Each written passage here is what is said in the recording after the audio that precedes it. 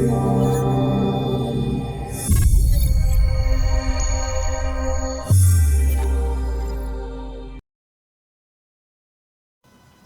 right, everybody, we are back again. Ding, ding, ding. This is Troy Vaughn, also known as Trey Amazing, your favorite part-time stripper, part-time megachurch pastor, but full-time dating commentator. This is Ringside Presents Corner Confession, and I am here with Atlanta royalty, someone who is honoring me in this channel by gracing us with her presence and her testimony. We have the revered Reverend Deborah Harrison, better known to the Atlanta community as Lady D. She is a mother, grandmother, and great-grandmother, but also she is a proud matriarch. Thank you so much for joining us. Glad to be here. So, from my understanding, you are and correct me if I'm wrong, you are a hypnotherapist, a life coach, and a minister. And what you do is you help men and women to, basically you enlighten and empower them through many of life's mental, physical, and spiritual grievances. Am I correct? That is correct. But what makes you unique, and what a lot of people may or may not know, which I just recently found out, in addition to being a minister, you are also a dom. Is that correct? That is correct. Now, I know sometimes I don't always know the exact terminology. I know I've been corrected before. I said I'll fix it. I've said dominatrix. I was told, I'm like, so for the people out there who maybe, suffer from the same affliction as me, just absent-minded, I know I've said dominatrix and I've been corrected. What is the correct terminology? Actually, dominatrix is correct, but a dominatrix is someone who dominates professionally. I have done that for many years. Domina is, because I'm a lifestyle domina, this has been my lifestyle for 30 plus years. So domina would be, or dominant female, it would be the correct term. Okay. Thank you for the clarification, because I know I've said that a few times, but so you have an awesome and indelible reputation here in Atlanta. A lot of people know you. Your reputation precedes you, and you and I have a few mutual friends in common that have spoken very highly about you. One of the things that I think blew me away, in addition to the duality of being a domina as well as a minister, you are the first black woman to manage and own her own dungeon. Is that correct? That is correct. Okay. That is correct. So how did that come about? Can you briefly tell me about that? Oh, Lord. That's a story in and of itself. I moved to Atlanta, and I met a woman, came here, named Nancy Ava Miller. She started groups, and they were called PEP, People Exchanging Power Groups. She, the group that she created here in Georgia, now understand we're talking about over 35 years ago, so Atlanta was very different. The world was very different. Indeed. Indeed. The internet was not what it is today. There was no online, No we all media? actually had magazines. There was phone books. There was TV guide, actual paper TV guide. These millennials and zillennials don't know anything about that. Don't know none of this. None of this. And she started a group called People Exchanging Power. She has done that all around the country, and she came to Atlanta. Atlanta is like the Bible Belt of the South, so it was very difficult then. But she did really well because there were so many people that knew of her. And when she got ready to leave, she stayed for about 3 months, got the group going and whatnot. At that point in time, she and I was probably about the only women that were, I attended. I went and I found her, and I had been, living this privately, but it was my first introduction into actually coming into a place where were other kinky people, and people that were into BDSM. So I was very excited about that and hungry about that. And when she got ready to go, they said, somebody else is going to have to take over this group, and everybody pointed to me. So I laugh and I say, I did not volunteer. I was volunteered. You were drafted. I was drafted. Yeah, pretty much. I was drafted. But it was the best thing that happened in my life. The South was very different then. Metropolitan Atlanta was a great gateway for entrepreneurs here. But once you got outside of Fulton County, it was quite different. And so I started this group. At the time, I was also raising children. I was a single mother. I worked a full-time job. And so it started with 2 days a week, every Wednesday and every Saturday. And I very much realized that's not going to work. Wednesdays was discussions and stuff, and then Saturdays was playtime. And, you got to do the things that you were learning about. I changed that to once a week, every Saturday. And it grew from a 3-bedroom apartment to a over 10,000 square foot facility when I closed Pep. Okay. I'm digging that. I'm really digging that. No, I agree with you. We can't look or even operate Atlanta the way it was 35 years ago. It was a different area, different landscape. There are a lot of things now that, just weren't present then, and, some good, some bad. But when it comes to, the culture, the kink culture, BDSM, you said some very special words, some key words. What are some things, some nuances you feel have changed in the 35 years since this has been in your life? I mean, we talked about, in 35 years, people see the advent of social media and the internet and technology, smartphones, so on and so forth. I mean, do you think that culture has also experienced its share of innovations as well? Oh, most definitely. We actually have a BIPOC community now. They laugh at me and say I've always been way ahead of my time, and I was. I ran a predominantly white organization. Actually, for the first 6.5, almost 7 years, I never saw another person of color come through my door. So I was a black woman in the South running an all-white kinky organization. When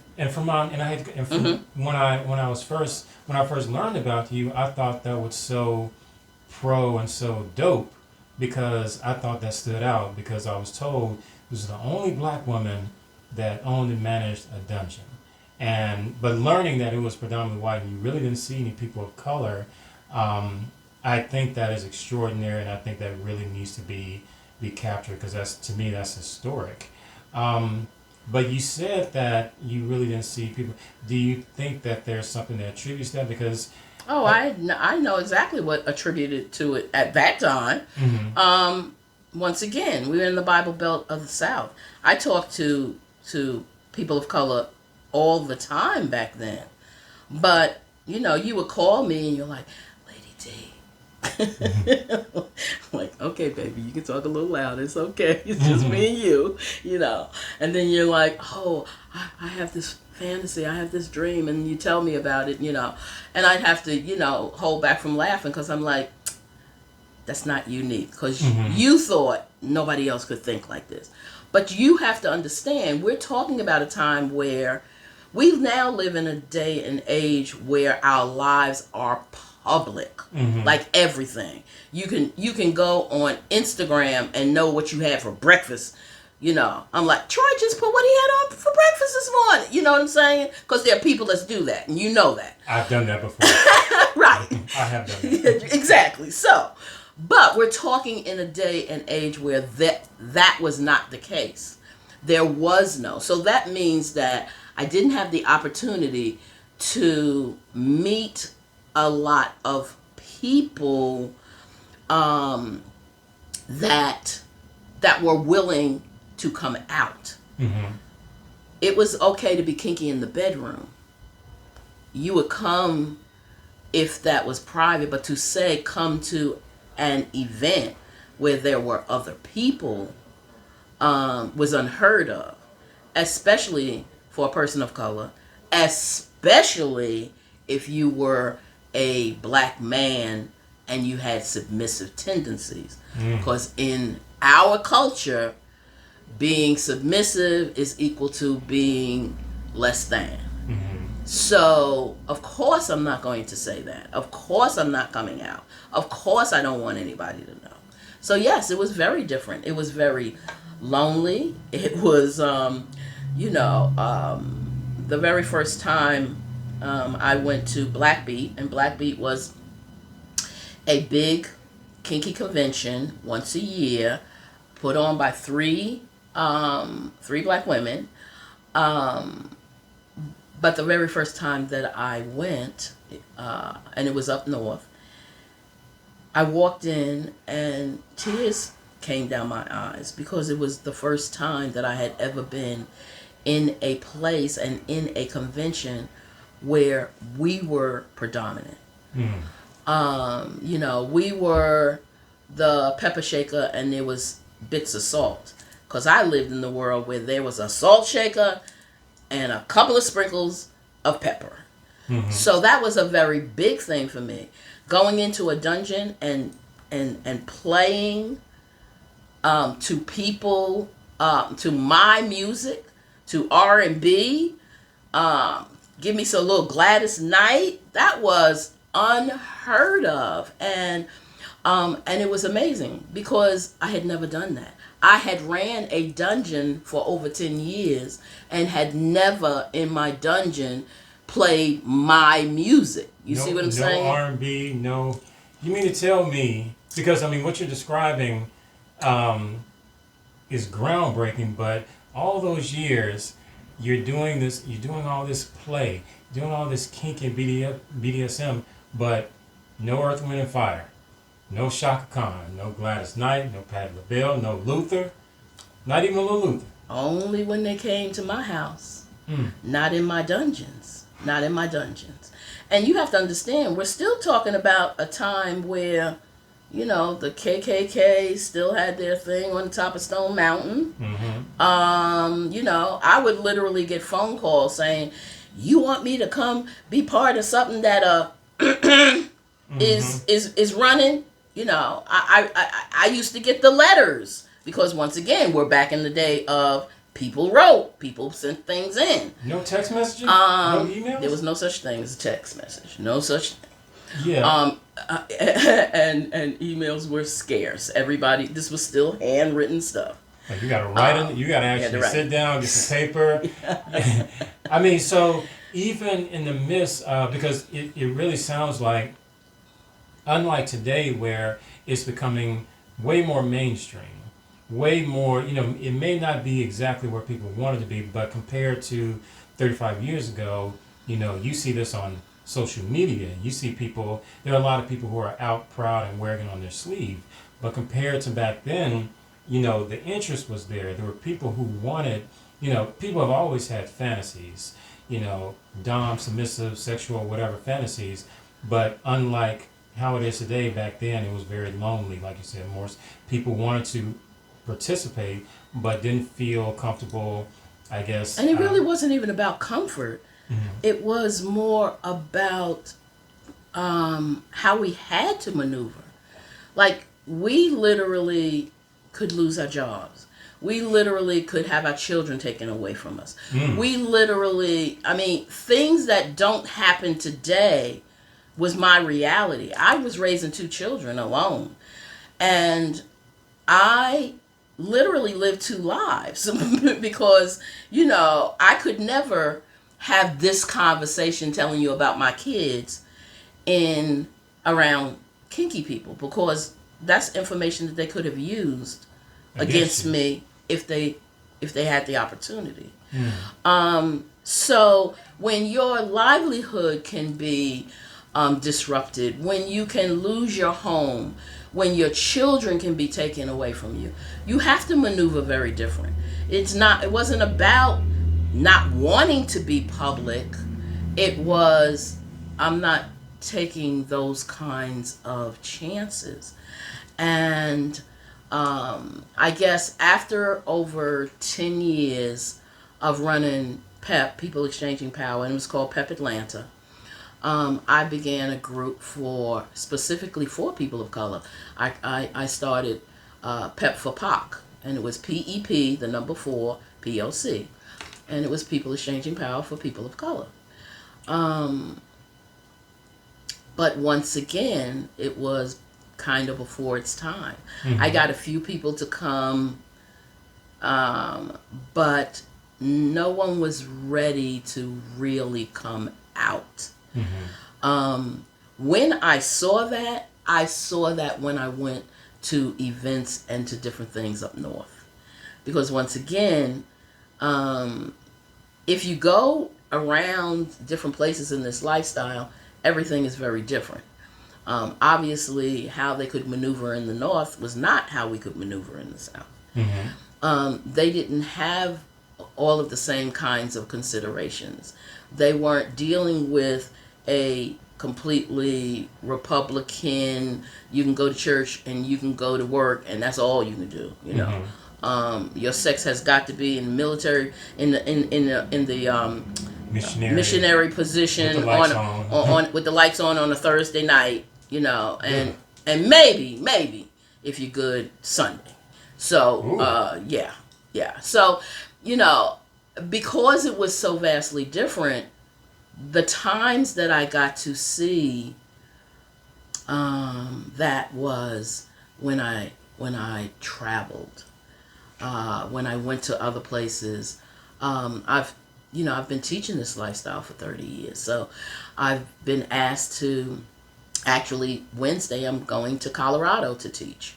All right. And so I've been doing that. And so when I went to other places, that's when I would see, oh, okay, so everybody doesn't have to quite maneuver the way I'd have to here in Atlanta.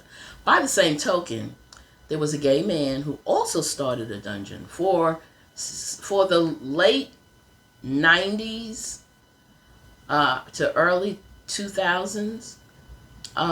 PEP and the Sanctuary were the two main and largest dungeons in the Southeast. Literally, people came because now there's a lot of little groups and all different things because people can know about one another, but at that point in time they didn't. So that means that, like, the whole making contingency would say, hey, let's go to Atlanta for the weekend, and they'd come, and on Friday night they'd go to the Sanctuary because Daddy Doug opened it up for them, for that education. And then Saturday was men only. And so then Saturday they came to PEP because that was the pansexual play space, and then they could come and they could play. So for a lot of years, that's kind of the way it was. But as far as a lot of people of color, I did not see that. And when they did come out, a lot of times they didn't come back simply because, once again, when you go to a place and there is none of you represented, it's hard to feel the same kind of comfort level, and you know what I'm saying? So, like, comfort level, maybe less community, or I can see that. I mean, as far as, when I've talked about this subject matter on social media and during interviews, I've brought up the subject of there are a lot of black people who stigmatize, BDSM, kink, fetish, so on and so forth. And because I'm pretty sure you've heard the whole that's white people shit. I've heard that several times. When you talk about certain play or whatever the case may be, you have, it makes me think, like, are black people, are we really that conservative? So check this out, Troy. I have taught this in colleges, in psych classes.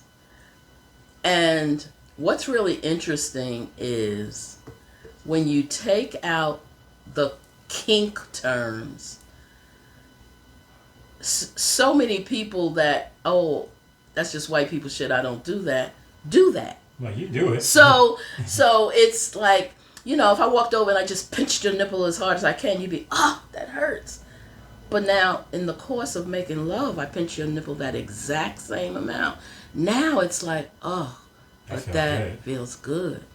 So when I explain that to them, and then the class goes, oh. Congratulations, you're doing white people shit. Oh, okay. White people, you doing white people shit. Black people, you doing black people shit. And it's all human shit. Because it's not about black and white. It's not a race thing. We may do it differently because, you know, we may do it while we eating a piece of chicken and playing, you know, playing our R&B, you know, our Beyonce, but it's still the same. And the truth of the matter is, this lifestyle isn't for everyone. The thing about it is that for some people, there's so many levels of this. So for some people, this is just about kinky sex. That's okay. That's what it is. For some people, they want the dynamic. And the dynamic is dominant, submission, dynamic. And that's a different playing field. And that's where one has the power and the other one is giving up the power. And I do have to stress that because you have to have power to give it up. You know, my job is not to, take you and have you do things because you can't do them yourself. My job is to make you the very best that you can be. And, you know, and you do that under my tutelage. And I'm very good at what I do. Oh no, I have no doubt because, you know, I have certainly, you know, I've Googled you. We have mutual friends, so you are certainly a legend in these streets.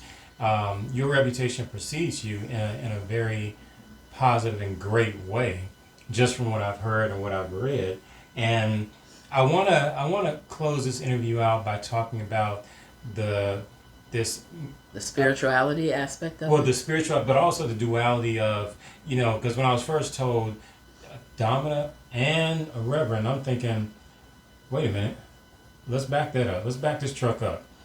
She's a domina, but she's also a reverend. I had to have someone try to break it down, explain to me, but I want you, because I mean, you do, you know, you mentor, you tutor as far as spirituality, spiritual healing, so on and so forth. So there is a foundation there. You perform weddings, you perform, you know, the same services as a reverend and the other reverend. However, people, you know, kind of break down like the two worlds, how they you know, contrast, how they, and this, you know, that's the problem right there. We say there's two worlds. God is in all. There's not two worlds. There is a world, and what we're supposed to do is love. That is what we have been taught to do. I understand the confusion. I lived that confusion. You know, I was like, well, God, if I'm not supposed to be this, take all of this away from me. But it didn't disappear. And so at some point, I had to get, you know, I was really pissed with God one day. And I was like, you know, you got to explain some of this to me because I'm not getting it, you know. And a lot of it was, so who told you this was wrong? Did man tell you this was wrong, or did I tell you this was wrong? Wow, that was like a pow moment, you know what I'm saying? And I like that. And so it was a transition. And the truth of the matter is, the more that I indulged in these relationships, the more that I realized that they had a spiritual component. Not just the quick pickup play, not just the, oh, we just gonna do this one time, you go your way, I go mine, but the dynamic, the relationships, they had a spiritual component, and I found more and more that it wasn't supposed to be, okay, you can either choose God or you can choose the lifestyle, but you can't have them both. And I'm like, of course I can have them both. Right, it's not a binary. It's not. You're right. It's not a binary. We tend to want to do everything on this line, and we tend to want to put everything in boxes. So that's the box for that, and your sex and your sexuality got to stay right there, and then your religion got to stay right there, and it's like, no, we're fluid. I'm not just a minister. I'm not just a dominant female. I'm a Reiki practitioner. I do that as well. I do spiritual life coaching. I teach BDSM classes. I play with my grandchildren. Like all of those things go together. It's not just a one thing. And so, so God freed me from that. And he freed me from that so that I could help people. And my goal is to help people in wherever it is that they're hurting. I can just as easily, and how I became a minister was because I had some dear friends that wanted to get married, and it was two females, and their church would not marry them. And I'm like, I don't get to choose who you can love. I don't get to choose. I think how arrogant is it of man to think that they get to choose what I do with my life. So I wanted to open that up to anyone, that if this is what you want to do, if this is who you are, I want you to live in your truth. And most people don't. We live in the truth of what others want for us. We're trying to make everybody else happy, and in the process, we miss the boat. So I don't see it as being very different things. I see it as, this is what I have evolved into. Now, do I know that if someone that may want my ministerial services find out that I'm a dame, will probably walk away? Yes, I do understand that. But I refuse to live my life in secrecy because of that. Because what I have learned is, that's not my problem. I'm not taking it on. That's your problem. That the fact, and you missing out, cause, you know what I'm saying? Because I know that I have something to offer. So, that's the way I resolve it. I had to resolve it first with my higher power. And our journey is a continuous journey. I'm going to end real quick by telling this quick nail story. Go for it. I have had, I bit my nails to my 30th birthday. I had false nails put on my 30th birthday. For 37 years, I have had long nails. When I say long, I mean long. Like, if y'all go to my website, if y'all go to my OnlyFans page, you will see pictures of nails like this. Oh, wow. Pause.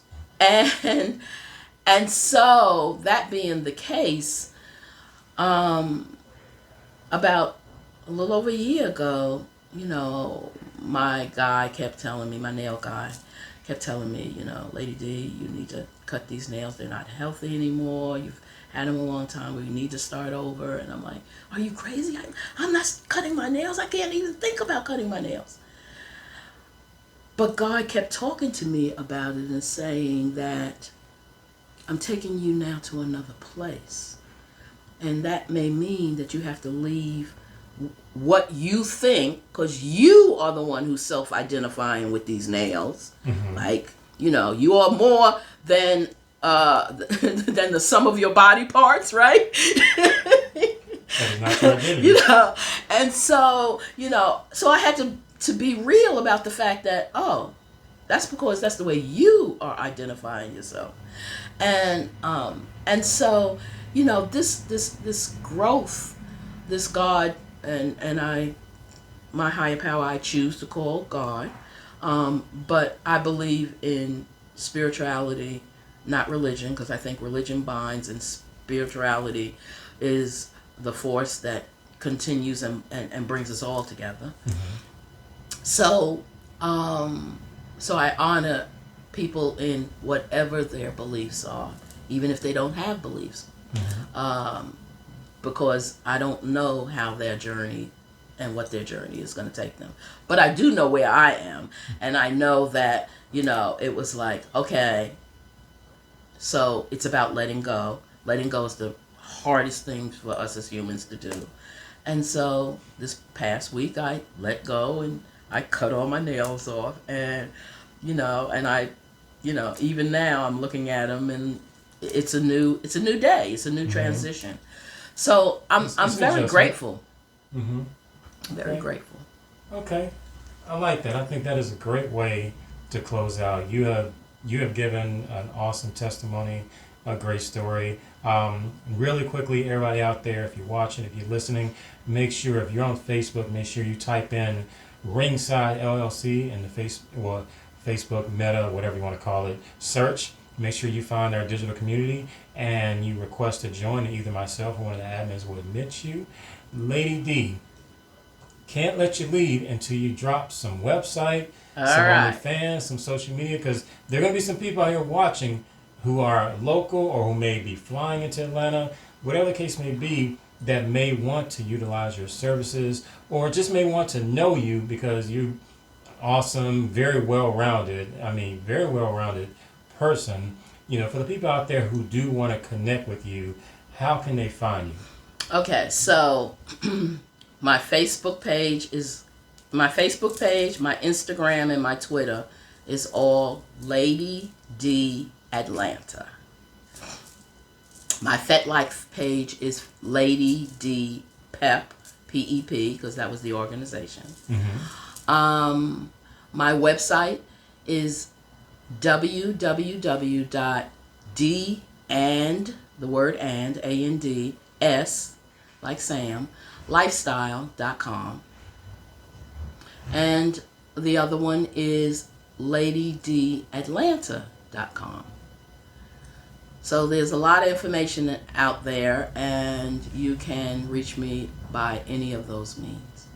All right, everybody out there, those links will be in the description. Make sure you check them out. Just click on them and you can find Lady D wherever you may be, social media, website, OnlyFans, whatever the case may be. Make sure you follow this channel. Make sure you like this video and drop a few comments. Let's hear what you got to say. Share your thoughts and opinions. Lady D, thank you so much. You are truly a legend. I'm truly honored to have you. And again, this has been very enlightening, and I really, from the bottom of my heart, I do want to say I appreciate you honoring me with this interview. Everybody out there, make sure you continue to follow Ringside LLC. Make sure you like and subscribe. And until next time, we will see you all later. Thank you.